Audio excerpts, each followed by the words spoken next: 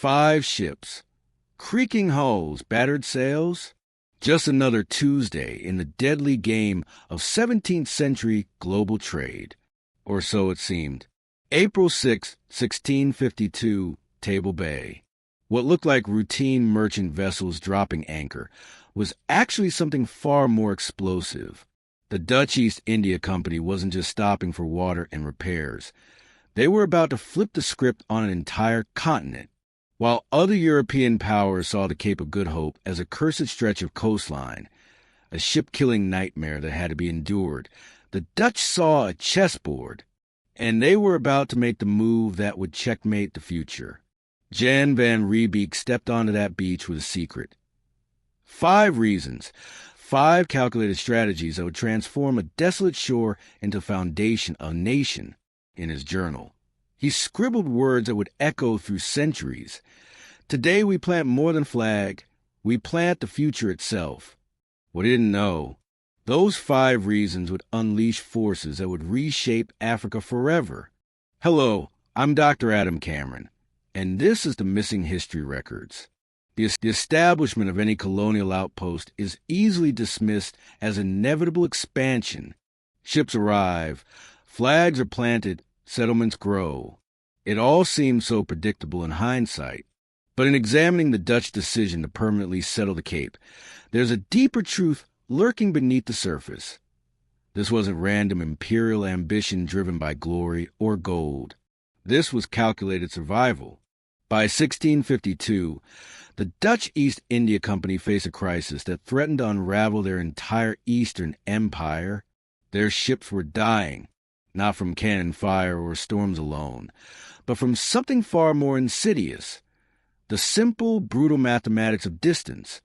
The voyage from Amsterdam to Batavia stretched 16,000 miles across some of the world's most dangerous waters. Ships that departed Holland with crews of 200 healthy men often limped into the East Indies, with barely half that number still breathing. Scurvy was claiming more Dutch sailors than all their enemies combined. Storms were shattering masts faster than they could be replaced. And at the exact midpoint of this deadly journey lay a wind-swept cape that offered salvation, if only the Dutch could figure out how to use it. But there was a problem. The Cape of Good Hope was nobody's land. No European power had claimed it, no permanent settlement existed, and the local Khoikhoi people traded only when they felt like it. Ships could anchor in Table Bay and hope for the best, but hope was a poor strategy for an empire built on precision. The English were growing bolder, sending their own expeditions eastward. The French were eyeing the spice routes with hungry eyes.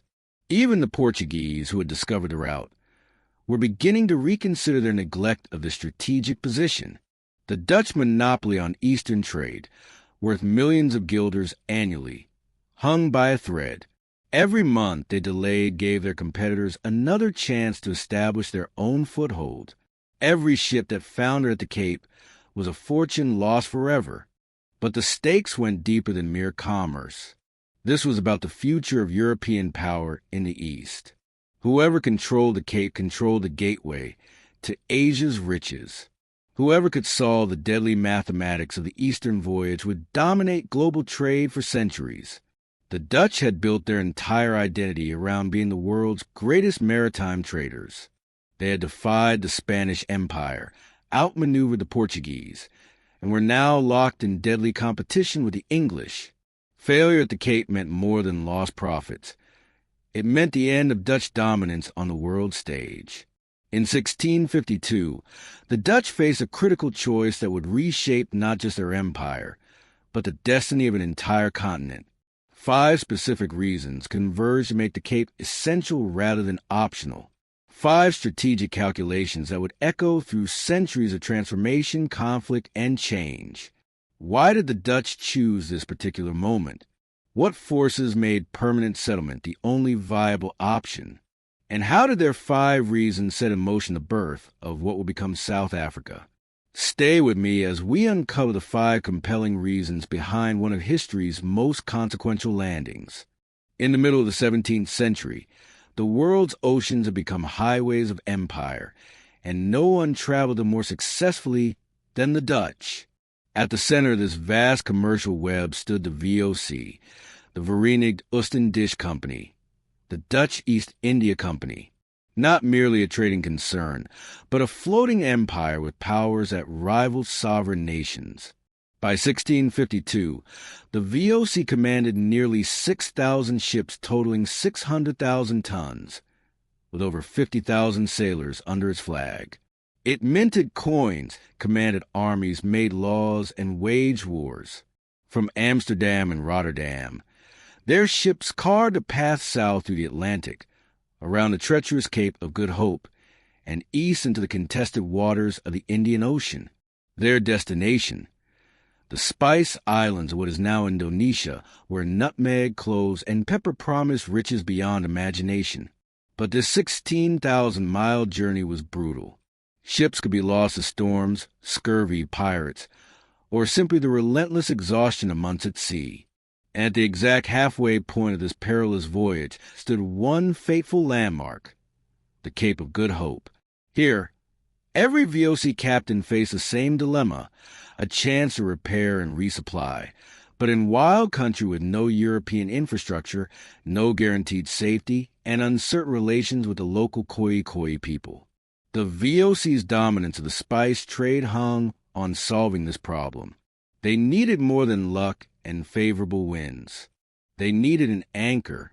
The first reason the Dutch landed permanently at the Cape didn't come by grand design. It came wrapped in disaster. On the 25th of March, 1647, just after 5 p.m., as the sun dipped toward the Atlantic, the sea revealed its secrets to the VOC in the most brutal way possible.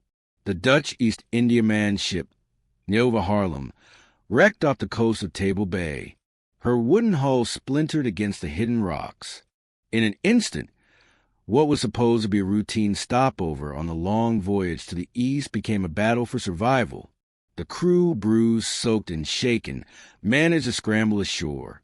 What faced them was a hostile land, dry, windswept, and to European eyes, unforgiving. They were stranded at the edge of the known world, hundreds of miles from any Dutch outpost. But instead of chaos, something remarkable began to unfold.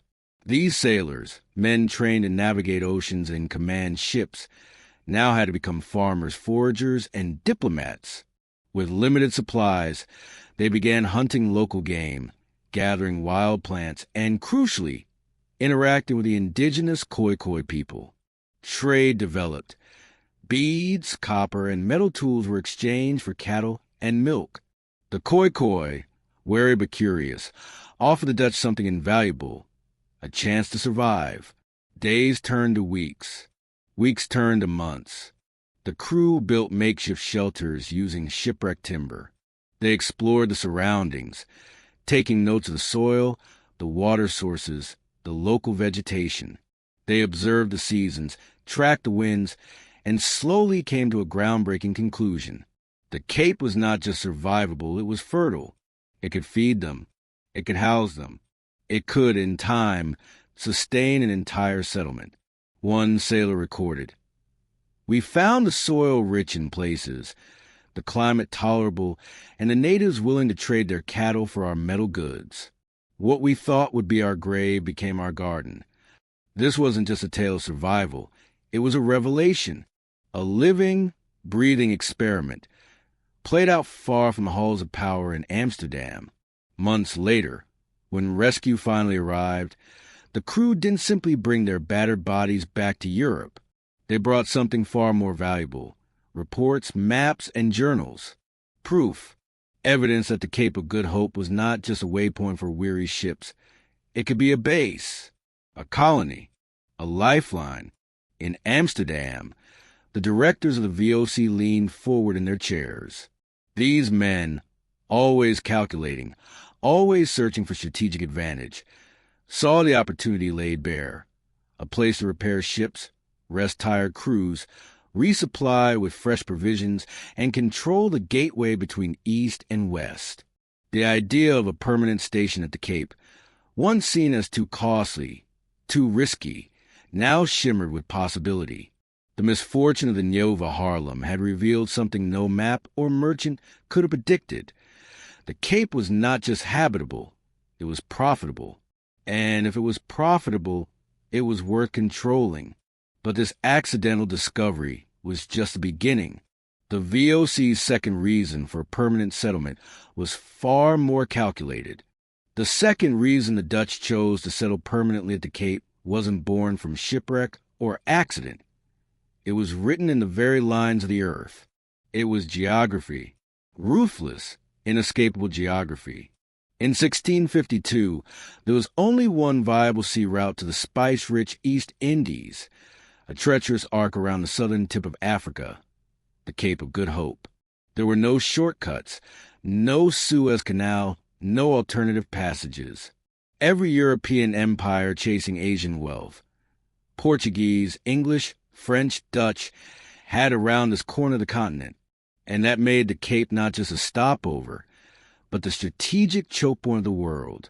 The Portuguese had found the route first in 1488, but they had never truly exploited the Cape. They treated it as an obstacle, something to endure, not embrace. Their focus remained fixed on India, Mozambique, and beyond. But the Dutch thought differently. With a merchant's mind and a strategist's eye, they saw opportunity where others saw hardship. By 1650, the Dutch East India Company, the VOC, was dominating nearly 60% of all European trade with Asia. Their ships stretched from Amsterdam to Batavia, from Ceylon to Nagasaki.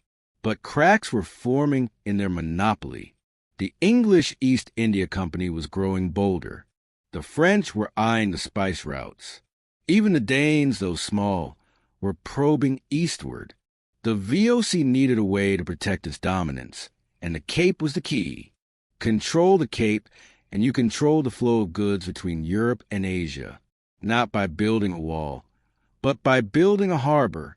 A fortified settlement at Table Bay would serve several purposes. First, it would provide fresh water, meat, and repairs for passing Dutch ships, increasing survival rates on the long voyage. Second, it would deny those same advantages to rival nations. And third, and most important, it would act as a naval base, a military outpost from which Dutch influence could radiate across the South Atlantic and Indian Oceans. The VOC, though a trading company on paper, had powers few corporations in history have wielded. It could raise armies, mint coins, sign treaties, even wage war. For such an empire, geography was more than topography. It was destiny. To understand just how vital the Cape was, imagine the globe not as land and sea, but as trade routes, like arteries across a body. Ships are blood cells, and the Cape of Good Hope is the valve. If the Dutch could open or close that valve, they could decide who lived, who profited, and who failed. In 1652, Jan van Riebeek arrived at the Cape with 3 ships, a handful of men, and a clear mission to establish a permanent Dutch station. But behind his small fleet lay a much larger vision, the defense of empire. Years later, van Riebeek would write in his journal, "He who commands the Cape commands a route to India, and he who commands the route to India commands a wealth of the East." It was more than ambition. It was strategy sharpened into certainty. The Cape was no longer just a landmark on the way to somewhere else. It was a point. The third reason the Dutch established a permanent settlement at the Cape wasn't gold or glory. It was survival. A slow, rotting death haunted their ships. Scurvy, caused by a lack of vitamin C. Scurvy was a curse of long-distance sailing. It didn't strike like cannon fire. It crept in slowly, invisible at first. Gums bled, teeth loosened, muscles wasted. Sailors became too weak to climb the rigging or pull a rope. Some went mad. Others simply gave up, lie on the deck to die under the open sky. It was an epidemic that killed more men than battle. Ships might leave Amsterdam with 200 healthy crewmen and arrive in Batavia with barely 100 survivors.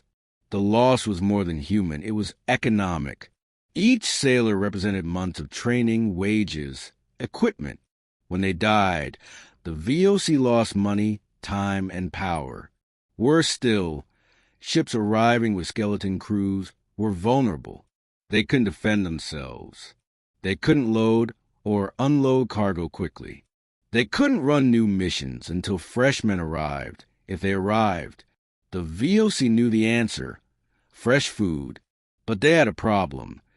It was impossible to carry enough for the months-long voyage around Africa. Salt meat and hard biscuits lasted, but they didn't prevent scurvy. They needed a supply stop, a living pharmacy. That's where the Cape came in. With its Mediterranean climate, reliable rainfall, and fertile soil, the Cape was a natural garden waiting to be planted. The VOC realized this, and Van Riebeek's orders were clear. Establish a garden that can feed the fleet. This was no casual farming. It was strategy. It was survival. And so began the creation of the company's garden, a landmark that still stands in Cape Town today. Sailors planted cabbage, onions, citrus, and greens. Trenches were dug, compost laid, irrigation planned. Van Riebeek even kept records of crop yields, because every carrot, every lemon meant lives saved. The garden wasn't just a colonial vanity project. It was a weapon against death. One VOC surgeon wrote, "More men die from scurvy than from all the cannons of our enemies combined. If we can solve this plague with fresh provisions at the Cape, we shall have found the secret to mastering the eastern seas." And that's exactly what they did. With the Cape as their halfway lifeline, Dutch sailors began to survive the long journey. Fleets arrived stronger, ports were better supplied, and VOC profits rose. In the end, it wasn't just guns and ships that built empire. It was gardens. And the Cape became the kitchen and the clinic of the Dutch maritime world. The fourth reason the Dutch planted their flag at the Cape was walking around on four legs. Cattle. To the VOC, they weren't just animals. They were life, wealth, survival, and power. On the long journey to the East Indies, food wasn't just about calories. It was about strength. And strength came from fresh meat.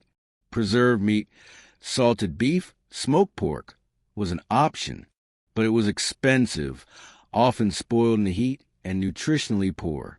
Sailors grew sick, weak, or worse. What the VOC needed was live animals to be slaughtered fresh, piece by piece, day by day. The Khoi of the Cape had exactly what the Dutch needed. For over 1,000 years, the Khoi people had grazed vast herds of cattle and sheep across the Cape's rugged plains. These weren't European animals. They were lean, heat-adapted, drought-resistant. They could walk long distances. They could survive harsh terrain. They were perfect for provisioning ships that might spend months at sea. When Van Riebeek arrived in 1652, he quickly understood the potential. He wrote, "The natives possess cattle in great abundance, fat and healthy beasts that could feed our ships for the entire voyage ahead. If we could secure a steady supply of these animals, we should never want for fresh meat again." But there was a catch. The Khoi were willing to trade, but only occasionally and only on their own terms. For them, cattle weren't just food. They were wealth, status, identity. A man's herd was his bank account, his legacy. And the Khoi didn't sell that easily. Still, the Dutch knew what was possible. A permanent settlement could transform occasional exchanges into regular trade. Instead of waiting for a friendly encounter, the VOC could build stockyards, plan transfers, and guarantee every passing ship fresh meat. The logistics were simple: buy cattle alive, keep them on board, and slaughter as needed. But behind the simplicity was a deeper ambition. Controlling the livestock trade meant influencing the entire Khoi economy. The Dutch brought copper, iron tools, beads, and later alcohol and tobacco. In return, they took cattle. Over time, they shifted the balance of power. The Khoi needed the Dutch to access goods they now desired. It was commerce, but it was also control. One VOC official reportedly said, "Let them come to us for iron and tobacco, and we shall take their herds one by one."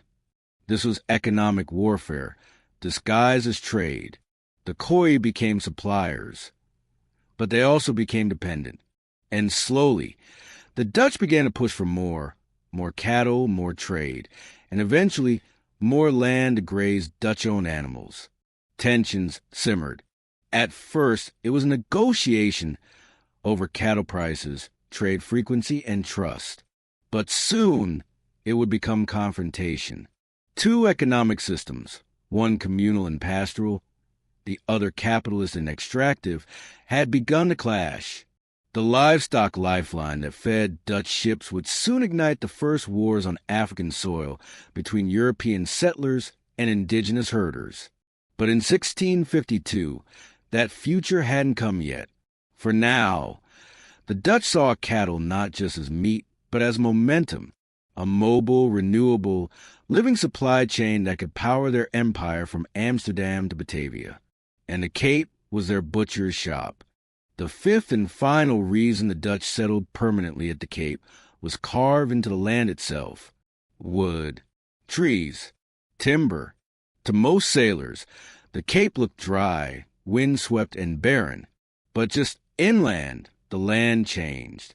In valleys and mountain slopes, forests stood thick with ancient trees, yellowwood, stinkwood, ironwood. These weren't decorative. They were strategic. In an age when wooden ships were the lifelines of empire, timber was everything.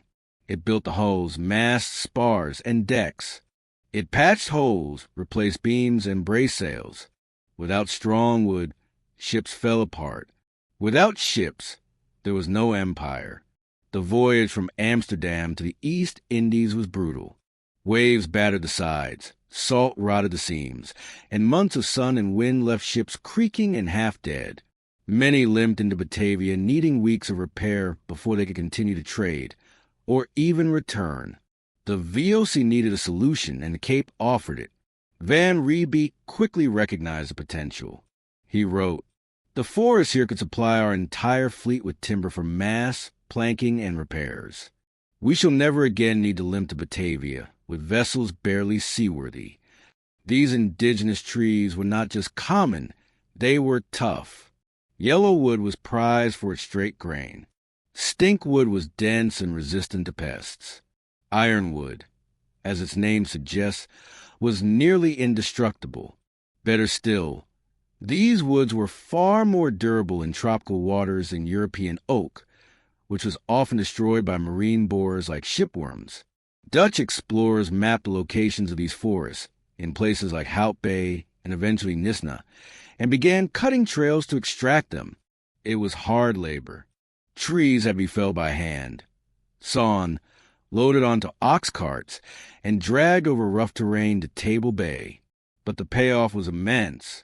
Soon, the VOC was planning sawmills, workshops, and lumber yards. These weren't temporary fixes. This was infrastructure.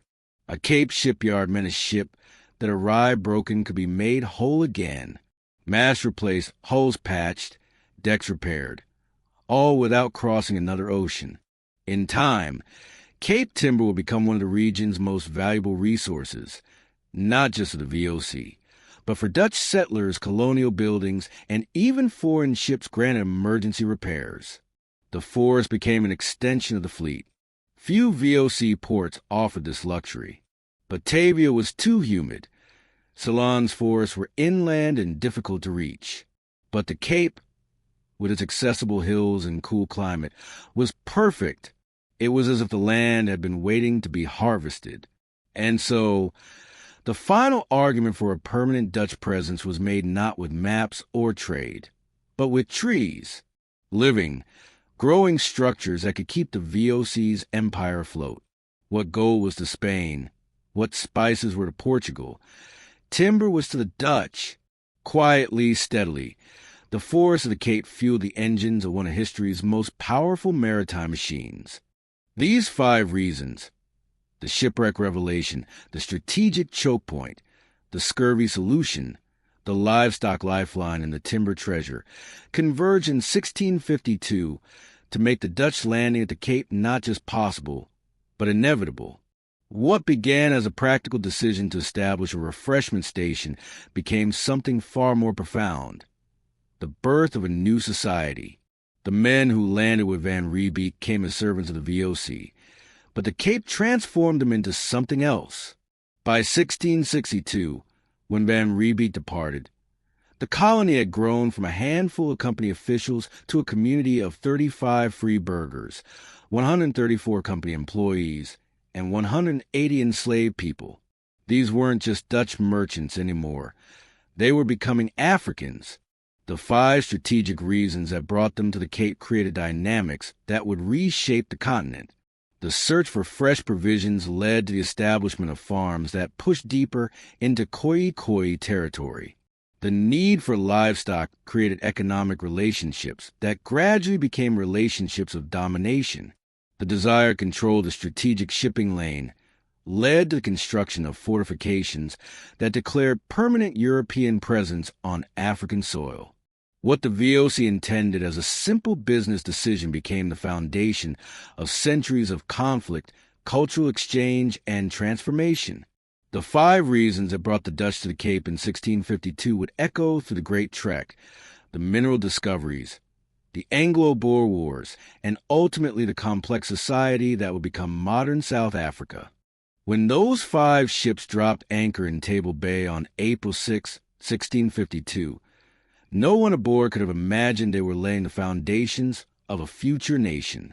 The Dutch East India Company had 5 practical reasons for establishing a refreshment station: learning from the lessons of shipwreck survivors, securing a strategic choke point, solving the deadly problem of scurvy, establishing a supply of livestock, and tapping into the timber treasures of the Cape. But history has a habit of transforming practical decisions into turning points, of taking small steps and casting long shadows. What began as a logistical solution became the ignition point of a colony. A trade station turned into a settlement. A settlement became a society. And that society would evolve violently, beautifully, tragically, into the South Africa we know today. The 5 ships that carried Van Riebeeck and his men to the Cape didn't just bring supplies. They brought intentions, ideologies, ambitions. They carried the seeds of ownership, of displacement, of encounter. They carried empire. The reasons the Dutch landed at the Cape in 1652 weren't just about trade, or even power. They were about the moment when European ambition collided with African reality, when need created presence, when presence became permanence, and when permanence reshaped an entire continent. From those 5 reasons, everything else followed. And perhaps the Cape was never truly a waypoint. Perhaps it was always a destination. The story of the Cape is far from over. In our next episode, we dive into the year 1657, when the Dutch East India Company set its first settlers free. Who were these first free burghers? And how did their freedom shape the colony's future? If you're fascinated by the moment's history almost forgot, then you're in the right place. Subscribe to Missing History Records and rediscover the stories that shaped our world.